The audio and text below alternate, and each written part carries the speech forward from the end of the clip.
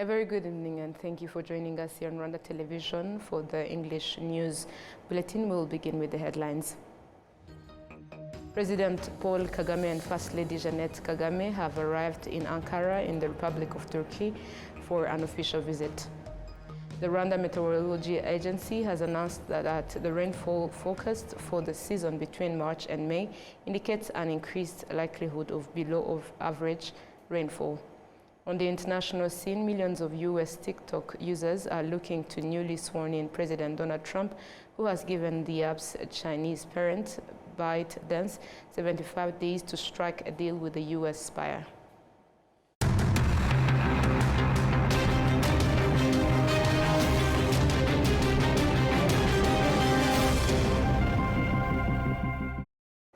My name is Olivnet and it's always a pleasure to have you with us. I hope you had a fruitful Wednesday. Now let's dive into the edition.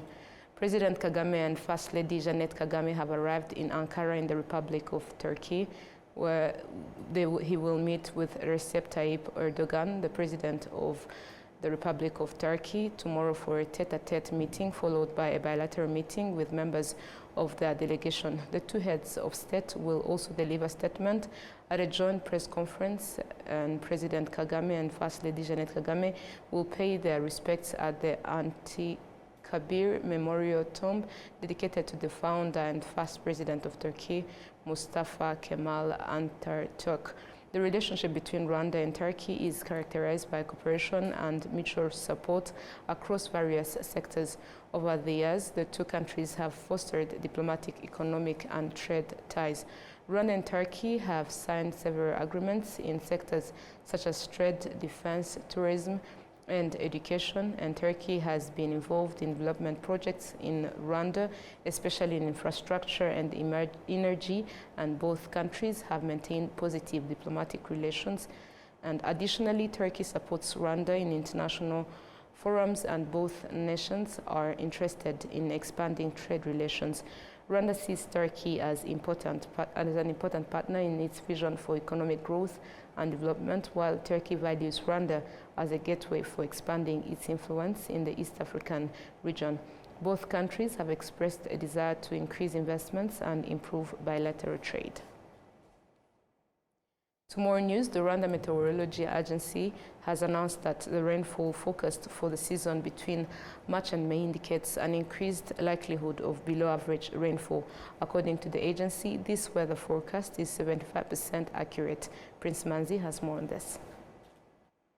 The Rwanda Meteorology Agency indicated that the March-May 2025 rainy season is expected to have rainfall ranging between 250 millimeters and 550 millimeters, slightly below the usual average for the season, which is typically between 250 millimeters and 650 millimeters. Farmers say that the changes in weather forecasts significantly impact their agricultural activities. Sometimes they say it and we plant crops and it eventually not fall. The effect is due to the confidence they entrust in us.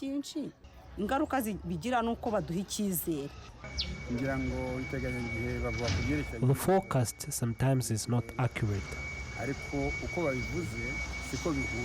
The Director General of the Rwanda Meteorology Agency, Aimable Gahigi, stated that in addition to long-term forecasts, short-term updates are also provided. Iyo minsi yose y'igihembwe ntago yamvura yezira milimetero tuvuga. The rainfall we said will not be there all days at the same rate. That is why we urge to also consider other forecasts. In these 10 days, we have heavy rainfall, but also there will be sunny days. You have to relate all these information. Partners of the Rwanda Meteorology Agency emphasize the need to improve the dissemination of weather forecast information to reduce the losses often experienced, especially by farmers. Mutanga Nakabera is an agriculture expert. Abantu bari mu gace ka za Murambi n'urugero niba mvuze mfashe nk'urugero nk'akarere ka Rulindo. The rainfall in Rulindo district is different from Gakenke district. This means that there should be customized and fall closer to the farmer and should be on time for the farmer to prepare and determine the procedures to follow. Ibyo byose biba bizamuhombya. The Rwanda Meteorology Agency has a solution to this request from its partners. aya makarita yacu ajyanye n'iteganyagihe ntago uko imvura iteganijwe bihura na administrative boundaries. Our forecast determination is not limited to administrative boundaries. This is weather status.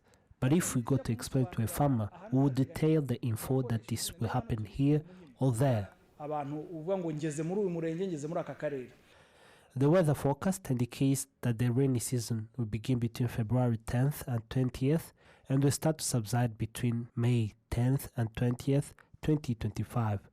Long-term forecasts have a reliability rate of over 75%, while short-term forecasts, ranging from 1 to 10 days, provide accurate information with an 83% reliability rate. Now to health matters. The Ministry of Health has announced plans to enable community health workers to join the Muganga Sacco microfinance as part of efforts to enhance their welfare and development. This was reiterated by the Minister of Health, Dr. Sanzimana, during discussions with the Committee on Governance and Gender Affairs. We have details.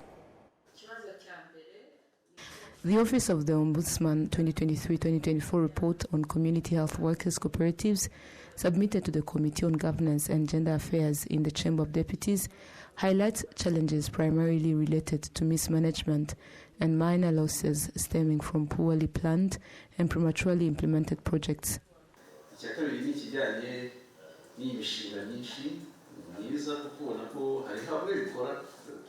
The second point concerns the numerous projects we've observed. While some have been highly productive, others are facing significant challenges, particularly due to poor planning and premature implementation.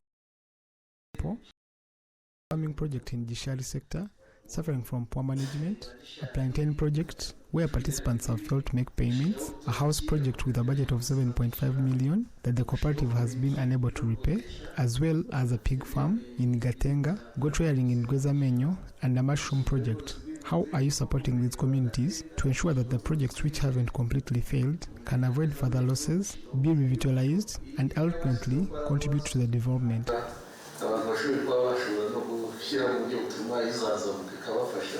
The Bwishyura Community Health Workers Cooperative in Karongi District is among the cooperatives that have incurred losses due to leadership misconduct, and the matter is currently being addressed in court. You mentioned that the Bwishyura Cooperative managed to recover some funds from the losses. However, we would like to know the exact amount as indicated by the Ombudsman. Additionally, we would like to know how much money was ultimately saved from the losses. Members of the committee have urged the Ministry of Health to address the challenges faced by the community health workers cooperatives. In response, the Minister of Health, Dr. Sanzimana, announced plans to allow community health workers to join the Muganga Sacco microfinance. This initiative aims to provide a sustainable solution and support their development. Ntabwo bakwimirwa kuba baba muri iri huriro cyangwa se muri iyi koperative nini. They are not allowed to be part of this microfinance, which is growing rapidly, just like other microfinances, such as Umwarimu Sacco and Muganga Sacco, which have now been operational for almost 5 years. The plan is to eventually introduce them to Muganga Sacco in accordance with their financial capacity so that they can access loans for their small projects. This process is underway, and there is a board at Muganga Sacco currently reviewing this matter. Some community health workers believe that implementing this decision will significantly enhance the growth and development of their projects. If we join the Muganga Sacco microfinance, we will be able to implement our projects. We often plan our projects, but due to a lack of financial capacity, we have to put them on hold. However, if we are able to join Muganga Sacco and access loans, we will be in a better position to develop and bring our projects to life. Currently, there are over 500 cooperatives comprising more than 58,000 community health workers. Meanwhile, the Umuganga Sacco microfinance have over 12,000 members, including individuals and organizations from both public and private health service sectors. Now to Rwanda's economic sector, Rwanda and China have signed $47 million financing agreement aimed at boosting agricultural resilience against climate change. William Evans has more on this. According to the Minister of Finance and Economic Planning, this financing is coming to enhance Rwanda's agricultural resilience to climate change through irrigation. This financing is coming to enhance agriculture resilience to climate change through irrigation of about 2,640 hectares.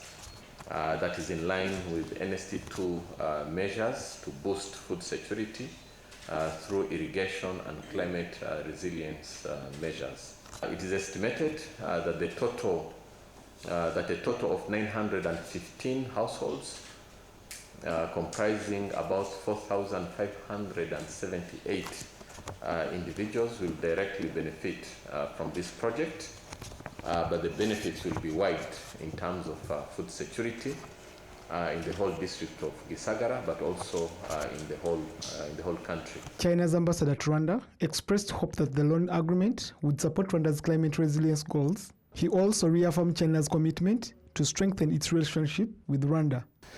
We hope the project of irrigation to benefit Rwanda's grain production to address the food security. And we hope to deepen the cooperation between our two countries in every field to promote the common benefits for our two peoples. China-funded projects in total are valued at $600 million, consisting of long-term loans of $450 million and a grant of $150 million. William Evans, Mtawazi, RTV News. Thank you, Evans, for the details. Still on local matters, certified public accountants from various institutions and ministries are participating in the 14th three-day conference organized by ICPAR, focusing on taxation and being briefed on recent updates to tax-related legislation. Enra Gladys takes us through. These discussions are being held in Musanze district, bringing together tax officials, chief financial officers from various institutions, auditors, and professional accountants. Some participants in these discussions expressed their expectations for tangible outcomes and improvements in their professional practices. After this training, we hope to change the way we have been handling certain tasks. This will allow us to better collaborate with our colleagues, but also to help the larger Rwandan community to understand that taxes are a key component of our economic growth as a nation, and it must be a shared responsibility. A number of things keep changing, so when we meet like this, it's a good time to freely discuss and ask questions and get guidance from the responsible authorities and teams. What we are going to work on majorly is emphasizing paying taxes and doing so within the set time frame. Some of the topics to be explored include recent updates to the Rwandan Social Security Policy and the future trajectory of the Rwanda Social Security Board. The Director General of the Institute of Certified Public Accountants of Rwanda, Amin Miramago, notes that these discussions are organized to further enhance the professional knowledge of ICPR members. A number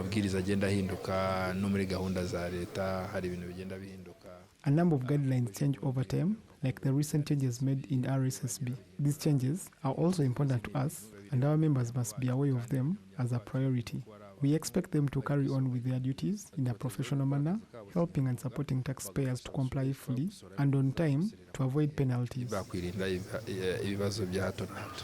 The 14th Annual Tax Conference Phase 1 is centered around the theme Enhancing Governance and Management of Taxes while Promoting Compliance with Tax Regulations and Laws. The Commissioner General of the Rwanda Revenue Authority, Ronald Niwenshuti, emphasizes that accountants are key partners in assisting taxpayers to correctly fulfill their tax obligations and in identifying and rectifying inadvertent errors made by some taxpayers. Abana na ambassadors bacu ni abantu bakorana umunsi ku wundi n'abacuruzi. These are our ambassadors who work closely with business people and associations on a day-to-day basis. Such interactions are important for us to share our vision, goals, and targets, but also a good place for them to share their experiences and ideas. Another thing, working together, we assess some of the challenges and collectively explore potential solutions. This sort of teamwork greatly contributes to tax compliance. kugira ngo nawe babikosore. Ibyo rero biradufasha kuko bituma iyo mikoranire ituma tuzamura imyumvire ku misoro. Other topics to be discussed during the three-day discussions include proposed changes to tax laws in the 2024-2025 budget, effective record-keeping practices for corporate income tax in 2024, tax issues related to cross-border trade, and the challenges associated with these taxes. Enora Gladys, RwandaTV News. Enora Gladys report. Thank you, Enora, for the details. Now moving ahead to local matters still, the Ministry of Rwandan Unity and Civic Engagement calls on Rwandans who are accompanied in the unity and resilience activities to undergo genuine change that is reflected in actions. This being said, while there are those who publicly admit that they have changed but then re-engaged in activities for which they had apologized for. The Justice and Peace Committee in the Diocese of Cyangugu has been accompanying the population in various sectors for some time in activities that mainly focus on helping the vulnerable, as well as on properly reuniting families through a program of dialogue that brings together perpetrators of the genocide against the Tutsi and survivors, allowing perpetrators to ask for forgiveness. The benefit of these discussions are that these can be able to reunite. The head of the CDGP of the Diocese of Cyangugu in Rwanda, Father Hyacinthe Irakoze, says that in their journey to help these residents, they continue to accompany them by forming them into groups to strengthen resilience among them. We continue to create activities that bring them together, aiming to strengthen and foster trust among them, so they are not overwhelmed by depression. Additionally, as they help train others, it becomes clear that true transformation has While highlighting the 4-year activities carried out by the Justice and Peace Commission in this diocese, Mahoro Eric, the Permanent Secretary in the Ministry of National Unity and Civic Engagement, emphasized that genuine transformation goes beyond words and it must be evident in the actions and lives of those who have undergone the transformation. These are activities we want to see improved to ensure they contribute to productivity. The first is the genuine remorse of those who have committed crimes, where they truly regret their actions, seek forgiveness, and demonstrate transformation in their daily lives. Another key aspect is their complete change and active participation in government programs. As I mentioned, these programs, such as social therapy, healing initiatives, and other activities led by local authorities, like discussions on resilience and unity, are vital. Additionally, participating in Umuganda community activities and attending various meetings where the government showcases its programs, as well as other initiatives aimed at the development of citizens, should involve these individuals who have truly transformed. This is what signifies real change, and it is through this that a person becomes exemplary. Over the past 4 years, 70 groups comprising 2,078 individuals have been guided through a transformative healing journey. Among them, 633 are individuals who have completed sentences for crimes committed during the 1994 genocide against the Tutsi and have sought forgiveness. Additionally, 914 are genocide survivors who have extended forgiveness, while 531 are intellectuals who actively participated in the process. Other impactful initiatives include supporting youth with agriculture and livestock projects, reintegrating children into education system, providing medical care for children with disabilities, and more.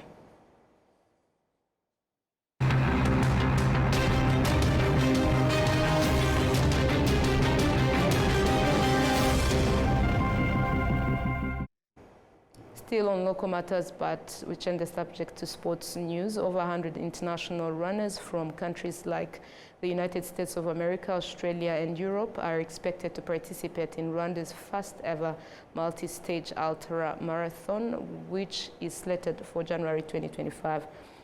The Ultra X is a global multi-day ultra marathon series offering trail races in some of the world's most adventurous and scenic locations. The series has hosted events in Sri Lanka, Mexico, and Croatia, with its current portfolio spanning Rwanda, Tanzania, Scotland, Finland, Slovenia, Wales, England, Jordan, Nevada, Morocco, and Madeira. The Rwandan edition of the marathon will be held in the Burera and Musanze districts of the northern province on Saturday 25th and Sunday 26th. Runners can choose between two distance formats, a 2-day 110-kilometer route across the weekend or a 50-kilometer race on Sunday. The event will be among those that will kickstart the year for Rwanda before more events take place, including the World Cycling Championships. And the course of the marathon includes views of the twin lakes of Burera and Ruhondo and the Virunga Mountains and 5 volcanoes, Mount Muhabura, Mount Sabyinyo, Mount Karisimbi, Mount Bisoke, and Mount Gahinga. Yeah, so my name's Alex and I work for a company called UltraX. We host ultramarathons all over the world. We've got ultramarathons in Jordan, Nevada, Tanzania, Madeira, Morocco, Finland, Slovenia, and several in the UK. I'm the commercial and race director for UltraX Rwanda, and I've been organising this ultramarathon for the last couple of years. And we're back in Rwanda after being here 17 months ago on a recce checking out the course, and are very excited to be hosting it this weekend. Yeah, so an ultramarathon is anything over marathon distance, so that's 26.2 miles. So our ultramarathons this weekend will be 2 events. One will be 110 kilometres and the other will be 50 kilometres. So yeah, it's a real physical and mental challenge, but also an amazing experience at the same time.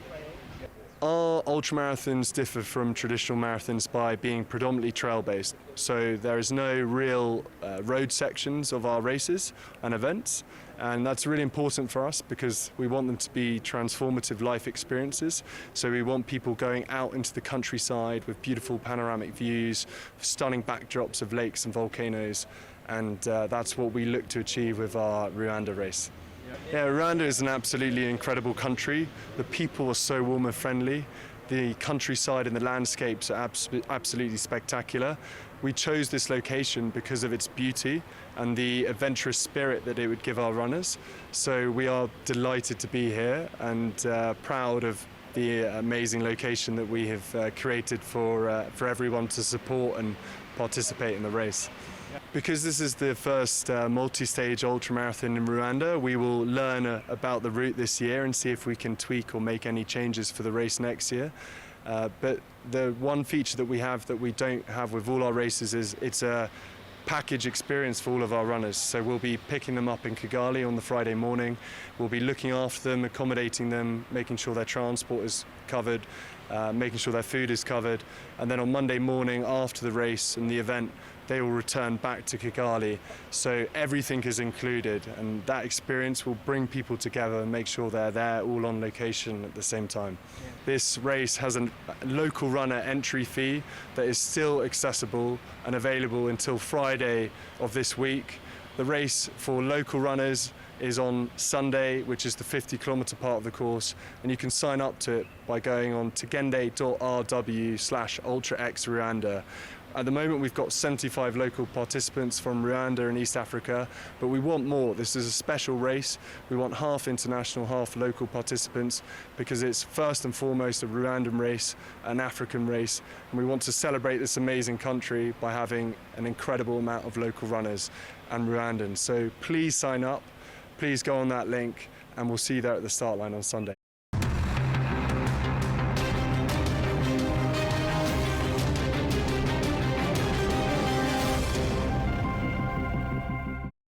You're still watching RTV News. Now to matters making headlines globally. Millions of US TikTok users are looking to newly sworn-in President Donald Trump, who has given the app's Chinese parent ByteDance 75 days to strike a deal with a US buyer. We have more with VOA.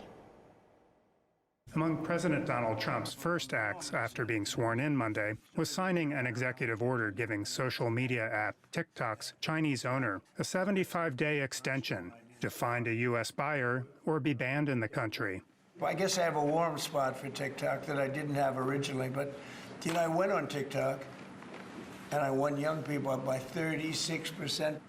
The move was the latest reversal of fortune for the platform's Beijing-based owner, ByteDance, and its estimated 170 million American users. The site briefly went dark over the weekend after the U.S. Supreme Court upheld legislation requiring that TikTok's U.S. affiliate become a U.S. company or be banned in the country due to national security concerns. But that changed after Trump began signaling support for an extension. TikTok CEO Shao Chu, who was a guest at Trump's inauguration, thanked him in a video post on Friday. We are grateful and pleased to have the support of a president who truly understands our platform, one who has used TikTok to express his own thoughts and perspectives. But some legal experts say Trump's extension may not protect companies like Oracle that continues to host TikTok because the law enacted by Congress still stands. It's quite possible, and I suspect that Oracle shareholders and some enterprising securities lawyers are thinking about this right now, it's quite possible that in the last 48 hours, Oracle has exposed itself to potentially hundreds of billions of dollars in liability, and there's nothing Trump can do to extinguish that liability. Trump's action marked a sharp contrast to his first term in office. We may be banning TikTok. During which he sought to prohibit TikTok over allegations that the service could share U.S. user data with the Chinese government. In response to reporters' questions on Monday, Trump proposed a new solution, half ownership by the U.S. government. But I could see making a deal where the U.S. gets 50% of TikTok, polices it a little bit or a lot, depends on them. Though Congress originally gave TikTok 270 days to find a U.S. buyer, there has been no public indication of a sale in the works. The fact that they have not allowed this, I think, is a sign that the Chinese government has real national security interests in maintaining the app as it is, which should really concern us and really underlines the original impetus for Congress to pass this bill in the first place. TikTok's clock has been reset for another 75 days. But despite Trump's support, the company's future is still very much in question. Matt Dibble, VOA News. And this story brings us to the end of tonight's bulletin, but before we leave, a reminder of the top stories. President Kagame and First Lady Janet Kagame have arrived in Ankara in the Republic of Turkey for an official visit. The Rwanda Meteorology Agency has announced that the rainfall forecast for the season between March and May indicates an increased likelihood of below-average rainfall. On the international scene, millions of U.S. TikTok users are looking to newly sworn-in President Donald Trump, who has given the app's Chinese parent ByteDance 75 days to strike a deal with a U.S. buyer.